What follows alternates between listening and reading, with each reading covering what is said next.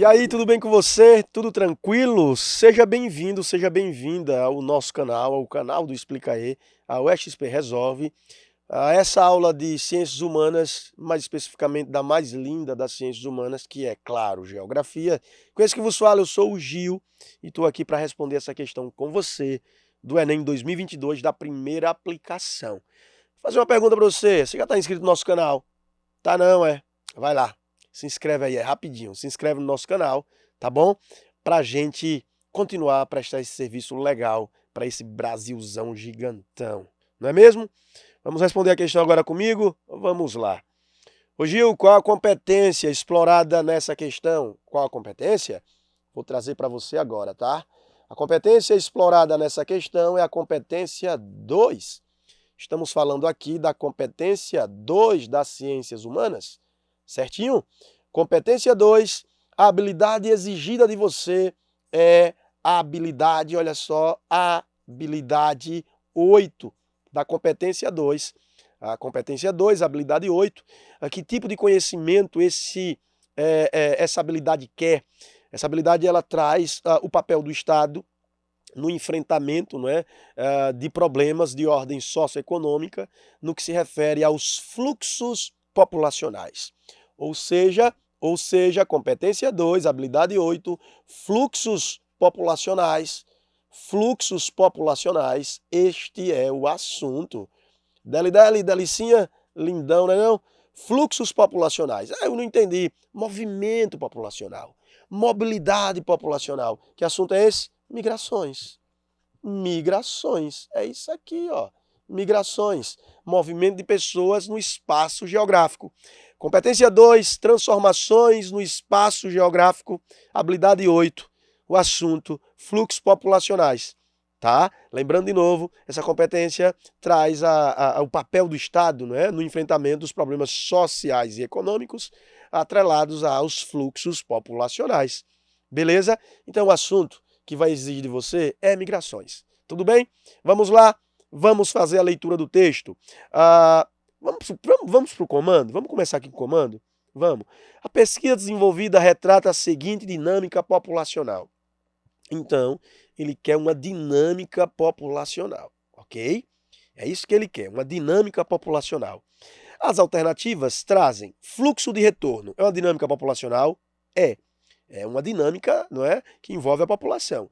Migração interna é uma dinâmica populacional? Também é. Mudança sazonal é dinâmica populacional? Também é.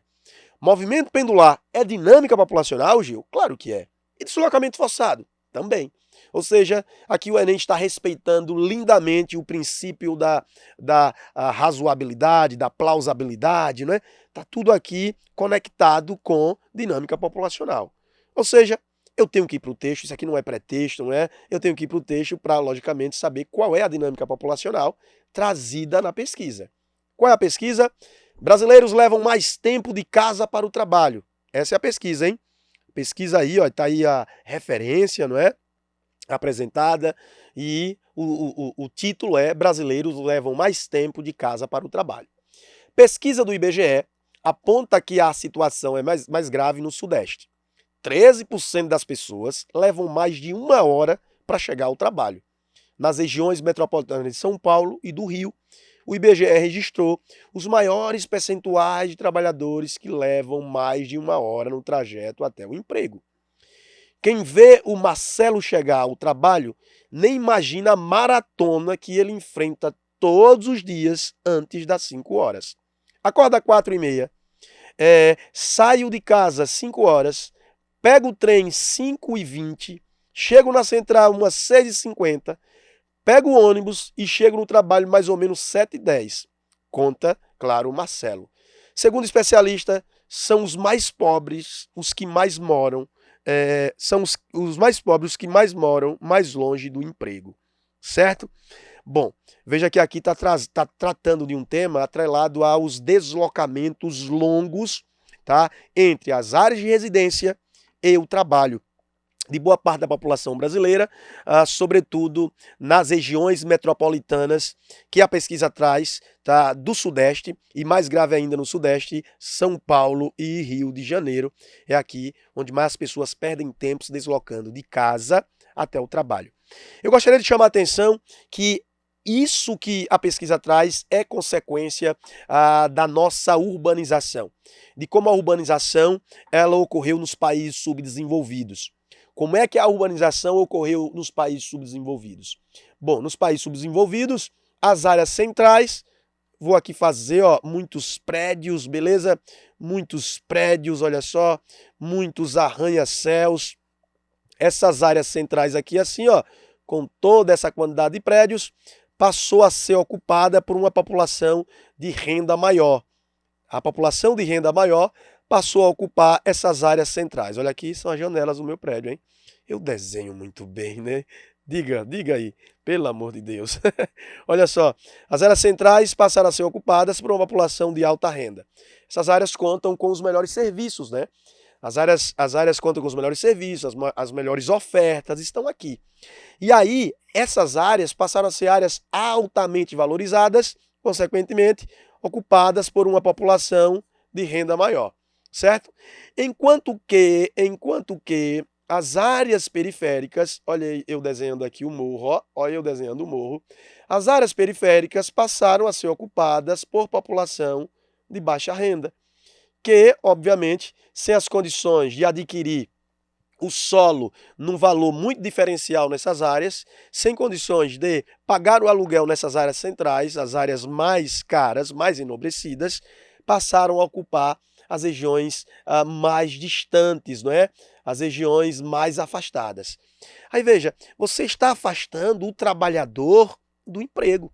Por quê? Porque é aqui que está a cadeia de emprego. Nas áreas centrais está justamente a cadeia de emprego. É a ideia de centro e periferia. A população mais pobre, a população trabalhadora ocupando as áreas periféricas, porque essa população não tem as condições de arcar com as despesas de viver nas áreas nobres. Mas essa população trabalha nessas áreas enobrecidas, porque é aqui que está a maior parte da oferta de emprego. Então isso obriga as pessoas a deixarem as periferias e se deslocarem até as áreas centrais. A urbanização nos países desenvolvidos aconteceu de uma maneira diferente. As áreas centrais passaram a ser ocupadas por uma população de renda menor, o trabalhador. E esse trabalhador ficou nas áreas próximas do emprego, de maneira a não precisar se deslocar da sua residência até o emprego, porque ele mora exatamente onde está sendo ofertado o emprego. Isso foi pensado para aumentar a capacidade produtiva desse trabalhador, tá? Para ter um trabalhador mais descansado e por isso mais eficiente e por isso, obviamente, mais capaz de oferecer alta produtividade. Nos países subdesenvolvidos não foi isso que aconteceu. As áreas centrais passaram a ser ocupadas por uma população de alta renda, tendo à sua disposição uma série de serviços de ótima qualidade, e a população de baixa renda, sem as condições, como disse, de viver nessas áreas, foram sendo empurradas para as regiões marginais, para as regiões periféricas. E aí começou a ocupar morros, encostas, tá? Áreas de manguezal, manancial de rio, áreas de terraço, áreas inundadas. E aí você tem o problema atrelado ao deslocamento, né? Ao deslocamento dessas pessoas, dessas regiões, tá? Periféricas, aqui é o pneu do meu carro, ó. Dessas regiões periféricas, aqui é o ônibus, hein? Ó, deslocamento de pessoas das regiões periféricas até as áreas centrais. Longas distâncias a serem percorridas. E aí, como aqui você vê no texto, na pesquisa, o Marcelo, não é? Com toda essa jornada absurdamente cansativa, exaustiva. E aqui é para chegar ao trabalho e depois para chegar em casa. Quando chega em casa, já está na hora de dormir, tá? E aí a noite passa muito rapidamente, amanhece e a rotina dele é essa absurdamente cansativa, certo? Então, o que você está vendo aqui é consequência direta de uma urbanização caótica, desorganizada, que muito representou os países subdesenvolvidos. Esse é o padrão da urbanização nos países subdesenvolvidos, tá? Que tem muito a ver com a chegada de capital estrangeiro depois da Segunda Guerra Mundial. A urbanização nos países subdesenvolvidos, no modelo centro-periferia, Áreas centrais, população de renda maior. As áreas periféricas, a população de baixa renda, a população pobre, sobretudo a classe mais trabalhadora, certo? Então, a pesquisa desenvolvida retrata a seguinte dinâmica populacional, tá? Bom, fluxo de retorno. O texto está falando de alguém que deslocou-se para uma outra região, uma outra localidade, ficou lá um período muito longo, anos e anos e anos e anos e anos, e depois retornou. Tá falando isso? Não tá falando isso, né? Não, então, não pode ser a letra A. Beleza? O fluxo de retorno é um fluxo migratório que tinha um caráter definitivo. Quando o migrante saiu, ele saiu pensando em ficar lá. Ele saiu pensando em residir, em ficar, em permanecer. Só que passou-se um tempo longo, geralmente anos e anos, até décadas, e ele retornou para o seu lugar de origem. Esse é um fluxo de retorno. Nordestinos, por exemplo, que se deslocaram para São Paulo, tá? Passaram 30 anos em São Paulo e depois, em função de desaquecimento econômico, dificuldade de moradia, de emprego e o aquecimento econômico do Nordeste e possibilidades de emprego do Nordeste, esse nordestino ele retornou para o Nordeste. Essa é uma migração de retorno, certo? Migração interna. Bom, migração interna é um fluxo migratório que ocorre dentro de um país, também chamado de migração nacional. Migração interna é a mesma coisa que migração nacional, certo? É um fluxo intra-país, dentro do país, tá bom? Migração sazonal, Gil. A sazonal é aquela periódica, é aquela que você passa um período, geralmente meses, estações do ano. Geralmente está atrelado a trabalhadores que são contratados em épocas de, por exemplo, colheita, de safra. Ele vai colher café, fica ali meses colhendo café, depois ele retorna. Ele vai colher uva, fica ali colhendo uva depois ele retorna. Tá? Essa é a migração chamada de sazonal, também conhecida como transumância. Está muito atrelada a esse movimento de trabalhadores, tá? Que ficam meses, não é? Estações, depois eles voltam. O nome disso é transumância ou migração sazonal. O deslocamento forçado é quando pessoas são obrigadas por meio da força a sair de um lugar e deslocar-se para outro. Um grande exemplo de migração forçada foi a escravidão. A escravidão, de maneira monstruosa, não é? Deslocou muitas pessoas violentamente, forçadamente, não é? Acabando com, obviamente, essa dignidade, não é, do ser humano, acabando com a liberdade, aprisionando pessoas. Certo? E o movimento pendular, Gil? O movimento pendular é o movimento mais comum, e esse é o nosso gabarito, é o movimento mais comum de ocorrer nas regiões metropolitanas. Esse é o fluxo migratório mais comum em regiões metropolitanas, beleza? O fluxo migratório pendular. O movimento de vai e vem. Esse trabalhador, ele vem aqui, ó, passa o dia todo trabalhando, tá? Nessa área mais central, beleza? Pode ser até em outra cidade, desculpe aí. Pode ser até em outra cidade. E aí no final do dia o que é que ele faz? Ele retorna para sua cidade de origem. Isso é um fluxo pendular. Migração de vai e vem, ó. Feito um pêndulo, beleza? Ida e retorno, ó. Vai e vem. Ok? Feito um pêndulo, esse imigrante, ele vai, mas depois ele faz o quê? Ele retorna, ó. Vai e vem. Então, migração pendular. Isso acontece entre municípios de uma região metropolitana. As pessoas deixam, por exemplo, a cidade de Santo André, vai para São Paulo, fica o dia todo trabalhando em São Paulo, no final do dia retorna para Santo André.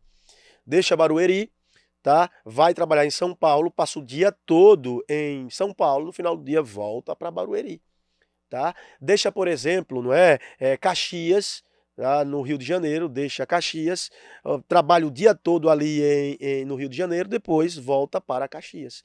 Então, esse fluxo de vai e vem que ocorre dentro da região metropolitana, de uma cidade menor para uma cidade maior, esse fluxo é chamado de migração pendular, certo? É a migração pendular. Neste caso que o texto traz, ele não está trazendo nem a periferização dentro de uma mesma cidade, como aqui eu mostro nessa figura. Está trazendo aqui cidades diferentes. Uma cidade principal dentro de uma região metropolitana, uma cidade principal, cidades vizinhas, ó, cidades circunjacentes, circunvizinhas, mas que têm dependência para com essa cidade principal, ó, que você dá o nome de grande.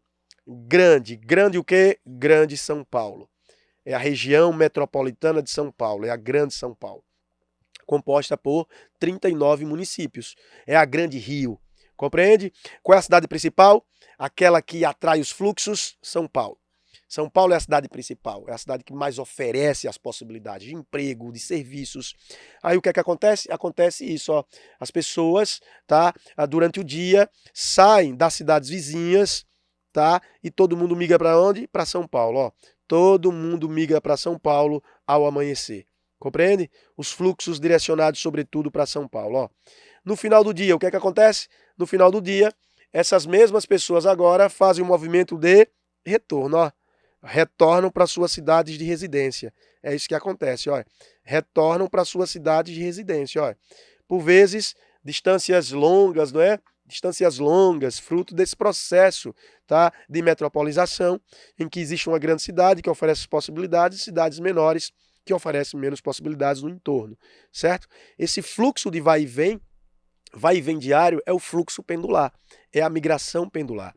Isso ocorre dentro das regiões metropolitanas fortemente. O que é região metropolitana, Gil?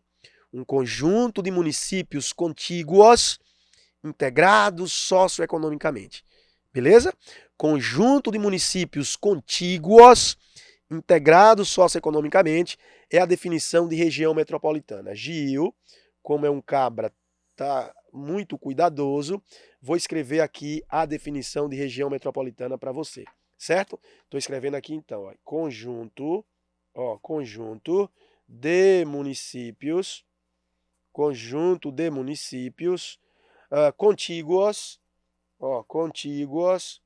beleza, integrados socioeconomicamente, beleza? É isso que nós chamamos de região metropolitana. E aí, o município mais importante, o que atrai os fluxos, é o que dá o nome à região metropolitana. Por exemplo, a Grande São Paulo. Beleza? É aí que ocorre esse fluxo pendular muito forte. Essas cidades aqui, ó, as cidades menores que estão no entorno dessa cidade principal, elas passam a ser chamadas cidades dormitórios. Guarda esses conceitos, hein? Cidades dormitórios. Por quê? Porque grande parte das pessoas retornam para essas cidades apenas para descansar, tá? Passa o dia todo nos seus afazeres na cidade principal, não é? E no final do dia retornam para descansar. Aí são as chamadas cidades dormitórios. Tudo bem? Beleza? Fiz um resuminho aqui de uma urbanização em países subdesenvolvidos, centro e periferia, para você ter essa noção. Mas aqui também eu defini região metropolitana e acabei de responder a questão com você e gabaritar. Gabarito letra D. Fechou? Forte abraço. Até o próximo vídeo. Não esquece, se inscreve no nosso canal. E se você gostou desse vídeo, que tal? Deixar seu like aí. Valeu, comenta, compartilha. A gente gosta disso. Valeu? Tchau, tchau.